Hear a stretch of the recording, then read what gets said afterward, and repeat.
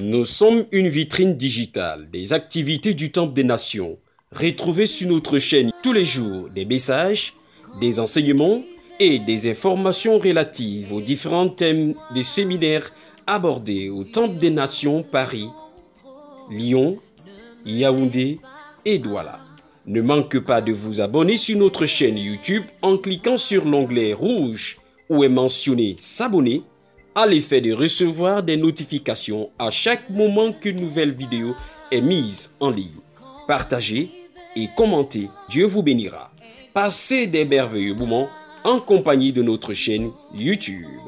Ne te tais pas quand je criais toi. Et j'ai donc pris goût à suivre, parce qu'à la fin de chaque intervention, à chaque émission, ils faisaient rendez-vous le lendemain à telle heure, rendez-vous. Et dans ma maison, c'était devenu, je m'inspirais de cette prédication médiatique à 21h, l'heure convenue pour prier dans ma maison. Je m'inspirais de ça, je mettais toute la famille là et je mettais la radio lorsqu'on avait suivi les prédications de l'homme de Dieu. Et nous nous mettions donc à prier selon ce que nous avions appris dans notre église catholique, à l'église catholique. Bon, je dis, ce qui m'amène donc ici, c'est que véritablement un soir, je suis le développement, la prédication sur l'esprit mort et l'esprit de mort. Et je pense que pendant cette prédication, il avait dû dire cette délivrance, il avait dû dire à un moment, il faut toucher là où vous avez mal. Et je me suis mise à vomir. Je ne suivais pas l'émission seule. Quand ça avait commencé, j'avais appelé Pauline. Je lui ai dit, tu viens suivre l'émission avec moi. Elle aussi, elle s'est mise à vomir. Donc le ventre qui était comme ça, quelques temps après, est parti. Et ce jour-là, quelques jours après, ça, je ne pourrais pas mettre les petites tenues comme ça, je peux me lever, vous allez voir. Aujourd'hui, on me dit je fais 15 ans, mais c'est un très grand mystère, c'est vraiment une joie indescriptible pour moi. Donc, je comprends que c'est quelque chose de sérieux, parce que, bon, je ne vais pas entrer dans les détails, le ventre est parti, je lui en parle donc, et puis je dis, je vais comme éclaireur, je vais chercher où se trouve le ministère, c'est donc comme ça que j'arrive dans ce ministère. Et la parole qui est délivrée ce jour me concerne pratiquement parce que c'est comme cette parole de la Bible qui parle de l'eau qui était agitée. Quand j'entre pour la première fois dans ce ministère, si le Saint-Esprit peut permettre que je suive, que je suis le chemin, et ça c'est l'homme de Dieu qui le dit, je suis le chemin, je suis la vérité, je suis la vie, je dis, ah tiens.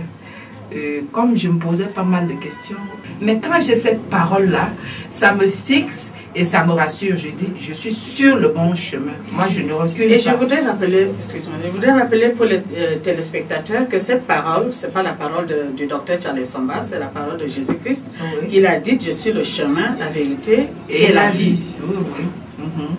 Donc, je reçois les enseignements, les prédications de ce jour, toutes ces prédications qui me touchaient, parce que le Saint-Esprit est merveilleux.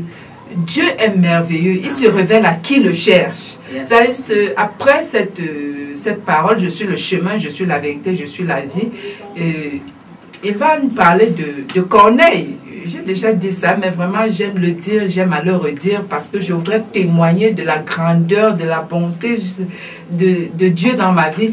Il raconte l'histoire de Corneille qui était cet homme qui craignait Dieu avec toute sa famille et puis il faisait des aumônes et tout. Je vais vous dire, dans la religion, nous avons fait tout ça. On faisait lire des messes, on faisait tout ce qu'on nous demandait à l'église, on le faisait, on participait aux constructions et tout et tout et tout. Mais vraiment, il n'y avait pas de solution. Et je pense que c'est pour ça que le Saint-Esprit... C'est pour cela qu'un jour, Dieu vous fait entendre cette émission. Voilà. À cette station de radio. Et puis vous êtes attiré par ce qui est en train d'être dit et c'est ainsi que vous venez. Vous voyez, Dieu ne fait exception de personne. Tout à fait. Ce qu'il a fait avec Corneille, l'ange est venu dire à Corneille que tes aumônes, tes prières sont montées. Mais il fallait maintenant faire les choses comme il faut. Donc, c'est comme ça. Donc, ensuite, il parle de Syrien, de Naaman, ce général syrien à qui il était demandé d'aller se laver, de se jeter dans le Jourdain pendant 7 jours. Et je vais vous dire que les choses sont tellement... c'est pas de coïncidence, mais les choses s'enchaînent tellement, ça va tellement vite. Nous avons engagé un séminaire de 7 jours ici. Et bon, je vais vous dire que c'est quelque chose de merveilleux, de fantastique, parce que lorsque je rentre ce premier jour, parce qu'on m'attend dans ma maison à 21h pour prier, c'est moi qui dirige les prières et autres. Je ne suis pas là. À un moment, les gens ont dû même commencer à m'appeler pour me demander « Maman, tu es où ?» J'ai dit « Non, j'arrive. » Donc, je leur ai dit « J'ai découvert là où nous allons être. » Mais je redoutais un peu parce que parmi nous, là, tous les enfants ne sont pas pareils. Je me disais « Bon, comme nous sommes profondément ancrés dans la religion catholique, là, est-ce qu'on ne va pas me dire « Voilà ce qu'elle veut nous apporter maintenant et tout ?» Je dis « De toutes les façons, j'en parle. » Et j'ai pris l'habitude de leur dire le jour que je serai face à mon Dieu, je lui dirai exactement ce que je fais pour chacun de vous. Donc je leur dis, j'ai découvert un endroit là-bas, il raconte, il se fait des prières de délivrance là-bas, et puis je trouve que c'est bon, et nous pouvons trouver nous allons trouver la solution à nos problèmes là-bas. Donc, sans résistance, parce que Dieu avait préparé le chemin pour nous. Ça, c'est l'occasion pour moi de rendre témoignage ici. Il avait préparé ce chemin pour ma famille et moi, dont nous nous retrouvons tous ici. Est-ce que nous pouvons maintenant passer la parole à la Benjamin, qu'elle nous dise qu'est-ce qu'il a fait pour toi? Oui, bonjour. Je suis Irène Ngwapi. Je vis à Douala. Je suis arrivée ici par l'intermédiaire de ma grande sœur. J'étais enceinte de 6 mois. Quand je suis arrivée, ce qui m'a fait arriver ici, c'est parce que quand j'étais à la maison, j'ai commencé à avoir des contractions très des fausses contractions. Alors elle a appelé, elle me dit, ramenez-la ici, parce que je suis avec une autre de mes grandes sœurs. J'arrive donc ici. Dès que je suis arrivée, les contractions ont disparu.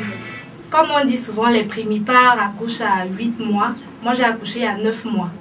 Alors, pour moi, c'est une grande merveille que le Seigneur a fait dans ma vie. Et l'enfant est né sans malformation, il est en santé, il est bio, comme son père spirituel. Donc, je bénis vraiment le nom de l'Éternel pour cela. Nous allons passer à Léa. Est-ce que Léa peut nous dire ce qui t'a fait venir, ce qui t'a convaincu, c'est passé? Oui, maman, bonsoir. Merci de m'avoir passé la parole.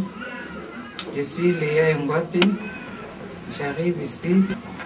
C'est ma petite sœur Véronique Ngwapi qui, tous les jours, elle ne cessait de me dire il y a un endroit en Vannes où on fait des prières. Si vraiment tu peux venir, tu peux trouver ton compte là-bas.